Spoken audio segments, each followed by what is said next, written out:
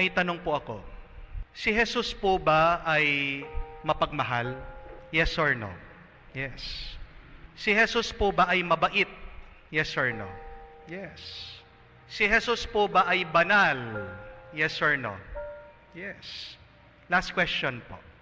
Si Jesus po ba may kaaway? Meron o wala? Meron o wala? Meron po. Meron pong kaaway ang ating Panginoon. Hindi lang po isa, hindi lang dalawa, hindi lang tatlo, marami po. Kung babasahin niyo po ang Bible, makikita niyo po sino mga kaaway ni Jesus. Nandyan yung mga Pariseo, nandyan yung mga Saduceo, nandyan yung mga scribes. Sino pong nagpapako kay Jesus sa krus? Mga Romano. Ano po ang pangalan ng apostoles na pinagkalolo, itinakwil ang ating Panginoon? He betrayed Jesus. Judas. Isipin niyo po yon, si Judas. Pinili siya ni Jesus. Kasama siya ni Jesus. Napapakinggan niya yung mga turo ni Jesus, the Word of God. Nakasalo niya si Jesus sa hapagkainan. But in the end, pinagpalit daw niya sa pera. Di ba napakasakit para sa ating Panginoon yon? Pero anong ibig sabihin nito? Na no matter how good you are, no matter how loving you are, no matter how holy you are, there will be enemies in your life. There will be people who would try to hurt you. Pagkabait-bait mo, pagkabuti-buti mo, pagkabanal-banal mo, meron at merong gustong makasakit sa iyo. Meron at meron talagang masama sa iyo. Yan, Diyos na yan ha. Ikaw pa kaya na tao. Hindi tayo exempted sa mga taong masasama. There will always be people who would try to hurt us. There will always be bad people in our life. Ang tanong, how can we live happy, peaceful lives even in the presence of these bad people in our lives? Alam niyo po ang pagkakaiba ng Diyos sa atin, pagkakaiba ni Jesus sa atin, ito. Na kahit alam niya, meron siya mga kaaway, kahit na alam niya, meron mga taong naninira sa kanya, ayaw sa kanya, he remained very happy. He remained peaceful in his heart. Ang tanong, paano natin magagawa din yon? To live happily and peacefully, even knowing we have enemies in our lives. Dalawang bagay lang po.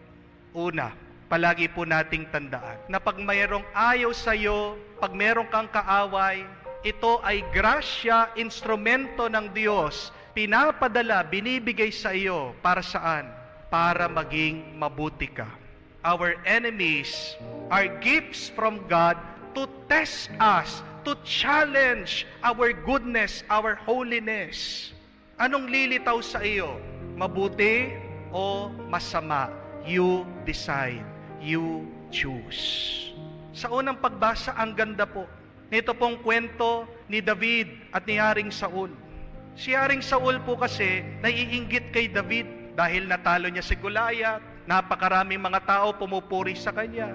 Hindi na daw po naririnig ni Haring Saul na pinupuri siya. Nagkaroon siya ng insecurity. Kaya gusto niyang patayin. Ito pong si David. Tinutugis siya, hinahunting siya. Isang gabi, nakatulog daw po itong si Haring Saul sa kuweba. Napadaan itong si David at yung kasama niya. Nandun na sa harapan nila. Sasaksakin na lang nila. But before they tried to kill King Saul, may naalala itong si David, sabi niya, if we will do that, we will be punished. Kaya nga po ang ginawa na lang ni David, kinuha po niya ito pong sandata ni Haring Saul. At ang pagkagising ni Haring Saul, pinakita niya dito sa hari, dapat mapapatay na kita kanina, pero hindi ko ginawa because the righteous are rewarded by God. Inibigyan ng gantimpala ng Diyos ang mga matutuwid. At anong ibig sabihin ng pagiging matuwid? What does being righteous means? Simple lang po. Yung pwede kang makapaghiganti, pero hindi mo ginawa. Pwede kang makagawa ng masama, pero pinili mo pa rin maging mabuti. That is being righteous. Hindi niyo po ba napansin, parang minsan niloloko tayo ng Diyos. Yung taong ayaw na ayaw mo, iniiwasan mo, bakit siya pa yung madalas na nakakasalubong mo? Siya pa madalas yung nakikita mo. You have the chance na saktan din siya kasi sinaktan ka niya. Naglalakad siya sa kalsada, sagasaan ko na kaya ito. Pwede. Pwede mo naman pakulam. Wala naman makakaalam. O kaya yung asawa mo, pwede mo naman siya sakalin habang natutulog siya para naman lumubag-lubag yung iyong loob.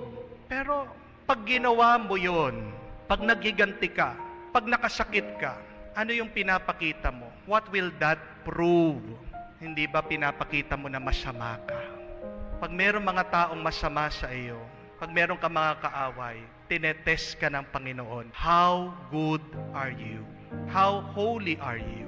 How generous and loving are you? Napakaganda po, isipin natin, ang mga kaaway natin, mga hangin lang yan. Puro lang sila hangin. Diba? Kasi puro salita. Salita lang na salita yan. Pag sinisiraan ka. But use their wind so that you can be successful. Diba ang eroplano po, para makapag-take off, anong kailangan? It needs a counter wind. Pangontrang hangin. Pag walang hangin na opposite sa eroplano, hindi ito magte-take off. Ganyan ang gawin natin sa mga masasamang salita na naririnig natin sa mga taong masama sa atin. Use your enemies so that you can be better, improve, para umangat ka. But remember that, put them beneath you. They should be beneath your heart. Pag nilalagay mo ang iyong mga kaaway above you, here in your mind, anong nararamdaman mo? Iba napakabigat. Kaya nga, nape-pressure ka. Dahil para silang mabigat na bato, inilalagay mo sa iyong ulo. Kaya napakahirap sa iyo, nawawalan ka ng gana, nawawalan ka ng lakas because you have put your enemies above you. Put them below you. Be better because of them. Do not be bitter. But secondly, and lastly, that we should cleanse our minds and heart. Kung marumi at magulo ang iyong isip at puso, palagi kang merong kaaway. Kahit na wala kang kaaway, magkakaroon ka ng kaaway. Pag magulo, madumi ang iyong isip at puso. Ang away, ang gulo, ang kasamaan, palaging mag-uumpisa sa iyo. Pero pag malinis, pagbusila kang iyong isip at puso, kahit na meron kang kaaway, kahit na meron sila sinasabi na hindi maganda sa iyo, wala sa iyo yun. Masaya ka, payapa ka. Merong isang kasabihan, ang ganda po sabi niya, there is no enemy outside when there is no enemy from within. Walang kaaway sa labas kung wala kang kaaway sa loob. Bakit nagkakaroon ka na napakaraming kaaway? Dahil ang away nasa loob mo. Ayusin mo yan, alisin mo yan. Makikita mo, mawawala ang iyong mga kaaway. And how do we do that? How can we cleanse our minds and our hearts? Simple lang po. Gawin natin, sundin natin itong utos ng ating Panginoon. Paulit-ulit, sinasabi niya, pray, pray, be loving, be good. Dito lang nagiging malinis ang ating isip at puso. When we always pray, when we are good, when we start to love. Di po ba merong kasabihan na when you pray, it changes people and the situation. But when the person and the situation does not change through your prayer, it is you who is changed. Kung ikaw ay nagdadasal, hindi pa rin siya nagbabago. Magdasal ka pa rin. Kasi ikaw ang binabago ng pagdarasal. Pag nagkakaroon po tayo ng napakaraming kaaway, o pag meron taong masama sa atin, I believe, ginagamit din po yun ng Diyos to signal to us, to say to us, pray. Baka nagkukulang ka sa dasal. Magdasal.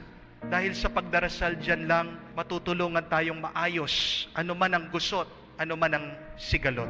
So we continue to pray, my dear friends, so that we can receive peace and joy in our hearts. Remember, your enemies are also graces challenging your goodness. And also remember that when you have a clean mind and clean heart, you will always be at peace.